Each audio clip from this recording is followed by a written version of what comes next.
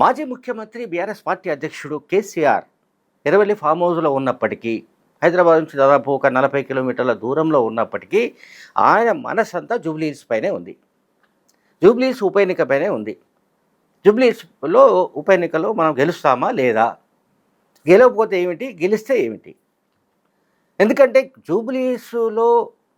జూబ్లీహిల్స్ ఉప ఎన్నికలో గెలిస్తే తప్ప తమ పార్టీకి ఆక్సిజన్ లభించే అవకాశం లేనట్టుగా కేసీఆర్ భావిస్తున్నారు. ఎందుకు ఈ మాట చెప్తున్నానంటే, అసెంబ్లీలో ఓటమి, లోక్సభ ఎన్నికల్లో కంప్లీట్‌గా జీరో ఫలితాలు, తర్వాత ఎమ్మెల్సీ ఎన్నికల్లో పోటీ చేయకపోవడం, ఈ పరిణామాల నేపథ్యంలో జూబ్లీహిల్స్ ఉప ఎన్నిక వచ్చి పడింది. సో దీంట్లో గెలుపోటములు అనేవి కేవలం సింపతి ఫ్యాక్టర్ పైనే ఆధారపడి ఉన్నాయి. దివంగత మాగంటి గోపీనాథ్ భార్య మాగంటి సునీత బీఆర్ఎస్ క్యాండిడేట్గా అక్కడ పోటీ చేస్తున్న సంగతి తెలుసు. సో మాగంటి సునీతకు ఈ సింపతి ఫ్యాక్టర్ ఎంత పనిచేస్తుంది అనేది మాత్రమే కీలకమైనది. సో రిమైనింగ్ ఎన్ని విషయాలు మాట్లాడుకున్నా అవేవి రిలవెంట్ కాదు, అవేవి పెద్దగా వర్కౌట్ అయ్యే విషయాలు కావు. సో సింపతి ఎంత పనిచేస్తుంది అనే దానిపైనే రకరకాల చర్చలు, తర్జన భర్జనలు జరుగుతున్నాయి. అయితే ఇప్పుడు తాజాగా వస్తున్న సమాచారం ఏంటంటే, కేసీఆర్ ఒక రోడ్ షోలో పాల్గొనే అవకాశం ఉంది అనేది సమాచారం. ఎందుకంటే బీఆర్ఎస్ పార్టీ ఎన్నికల కమిషన్కు అందించిన 40 మంది స్టార్ క్యాంపెయినర్ల జాబితాలో ఫస్ట్ పేరు కేసీఆర్దే ఉంది. సో దీన్ని దృష్టిలో పెట్టుకొని సోషల్ మీడియాలో కానీ, ప్రధాన స్రవంతి మీడియాలో కానీ మనం చూస్తున్నాం, వార్తలు చదువుతున్నాం.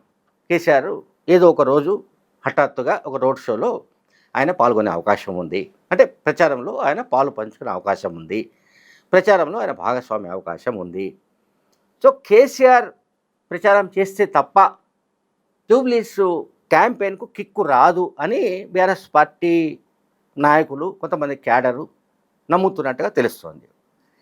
సరే, ఇప్పటిదాకా కేసీఆర్ తర్వాత నాయకులైన వాళ్ళు నంబర్ 2 అంటామా, నంబర్ 3 అంటామా, ఈ నంబర్స్ ఏమైనప్పటికీ కేటీఆర్, హరీష్ రావు, మిగతా వాళ్ళు ఎంత ప్రచారం చేసినా రావాల్సినంత కిక్కు రావడం లేదు, రావాల్సినంత మజా రావడం లేదు, లేకుంటే రావాల్సినంత మైలేజ్ రావడం లేదు, రావాల్సినంతగా జరగవలసినంతగా అంటే ఆ ప్రచారం వల్ల ఎందుకో పుంజుకోవడం లేదు.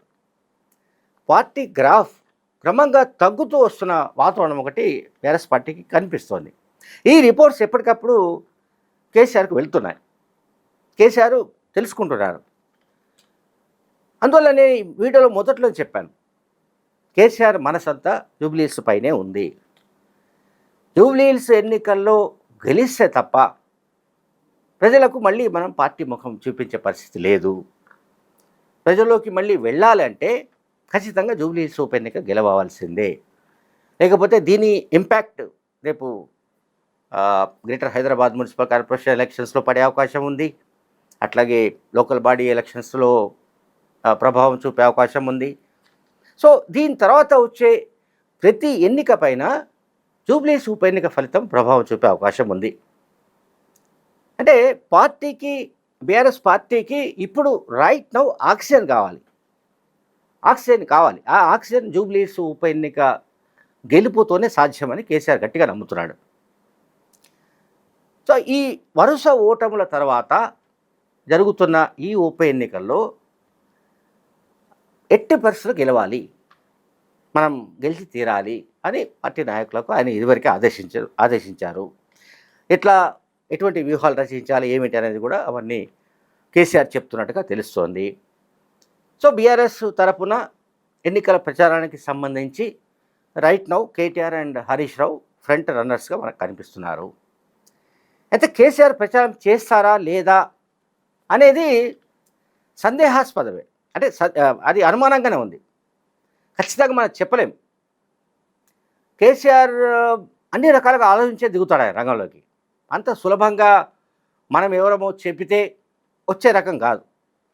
హరీష్ రావు, కేటీఆర్ మరొకరో పోయి మీరు రావాల్సిందే, మీరు వస్తే తప్ప మనకు బీఆర్ఎస్కి ఒక ఊపు రాదు అని చెప్పినా కేసీఆర్ వచ్చే రకం కాదు. కేసీఆర్ తనంతట తానే నిర్ణయం తీసుకోవాలి.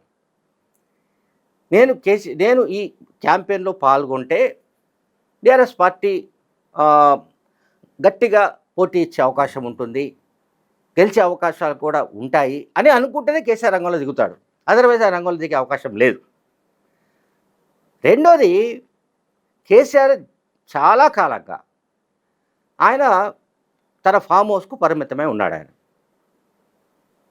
సరే, అనారోగ్య కారణాలు కావచ్చు, లేకపోతే ఈ రాజకీయాలపైన వైరాగ్యం కావచ్చు, ఓటమి వల్ల వచ్చిన పరాభవం కావచ్చు, సమస్యలు కావచ్చు, వాట్ ఎవర్ ఇట్ ఈస్, ఆయన అయితే ఎర్రవల్లి ఫామ్ హౌస్ నుంచి బయటకు రావడం లేదు.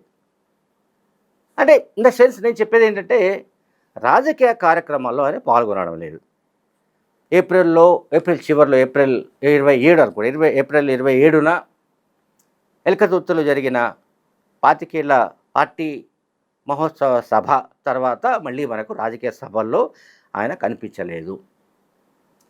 సో కేసీఆర్ కావాలి, కేసీఆర్ ప్రచారం చేయవలసిందే అని జూబ్లీహిల్స్ కాన్స్టిట్యున్సీలోని టీఆర్ఎస్ కార్యకర్తలు కూడా కోరుకుంటున్నారు, చాలా బలంగా కోరుకుంటున్నారు. కానీ కేసీఆర్ ఆలోచన వేరుగా ఉండవచ్చు. తాను వచ్చినా ఒకవేళ జూబ్లీహిల్స్లో మనం ఓడిపోతే నా పరువు ప్రతిష్టలు ఏమవుతాయి అని ఆయన అనుకుంటూ ఉండొచ్చు. మనందరికీ తెలుసు కేసీఆర్కు ఉన్న ఈగో చాలా ఎక్కువ ఉంటుంది. ఈగో సాధారణంగా ప్రతి ఒక్కళ్ళకు ఉంటుంది. అయితే కేసీఆర్కు ఎన్నో రెట్ల ఎక్కువ ఉంటుంది. మిగతా రాజకీయ నాయకుల కంటే కేసీఆర్కు సహజంగానే అది మొదటి నుంచి ఉన్న గుణం అది. కాబట్టి అంత ఈగో ఉన్న వ్యక్తి జూబ్లీహిల్స్ ఉప ఎన్నికలో ప్రచారంలో పాల్గొంటే, ఒకవేళ ఫలితాలు అనుకున్న విధంగా రాకపోతే, అంటే బీఆర్ఎస్ ఓడిపోతే, తన పరువు ప్రతిష్టలకు పూర్తిగా ప్రతిష్టకు భంగం కలుగుతుందని కేసీఆర్ అనుకుంటూ ఉండొచ్చు. ఇది గెస్ మాత్రమే. ఎందుకంటే కేసీఆర్ రాకపోయినా కేటీఆర్, హరీష్ రావు లాంటి వాళ్ళు ఈ పార్టీని సమర్థంగా నడపగలరు, జూబ్లీహిల్స్లో ఇక్కడ గెలిచి చూపించారు అని చెప్పడానికి అట్లా వదిలిపెట్టచ్చు, ప్రచారానికి రాకుండా. వస్తే కేటీఆర్ మైనస్ అయ్యే అవకాశం ఉంటుంది. సో కేటీఆర్ ప్రతిష్టకు సంబంధించిన అంశం ఇది మళ్ళీ. ఎందుకంటే జూబ్లీహిల్స్ ఉప ఎన్నిక బాధ్యతలని ఆయన భుజాన వేసుకొని తిరుగుతున్నాడు, కాలికి బలపం కట్టుకొని తిరుగుతున్నాడు. సో కేటీఆర్ని తగ్గించినట్టు అవుతుంది.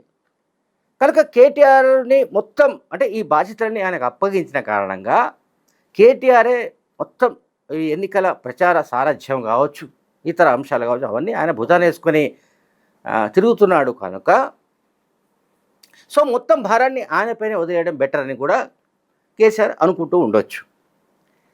లేదు, ఇక తప్పనిసరి పరిస్థితుల్లో రావాలి అనుకుంటే మేబీ ఒక గంట కోసం రోడ్ షోలో పాల్గొనే అవకాశం అయితే ఉంది.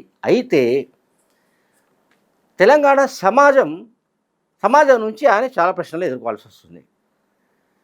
అంటే కేసీఆర్కు ప్రజల సమస్యలు పట్టవు, కేవలం ఎన్నికల సమయంలోనే ఆయన ప్రత్యక్షమవుతాడు అనే విమర్శ తెలంగాణ సమాజం నుంచి వచ్చే అవకాశం ఉంది. మళ్ళీ ఇదొక అవస్థ కేసీఆర్కు.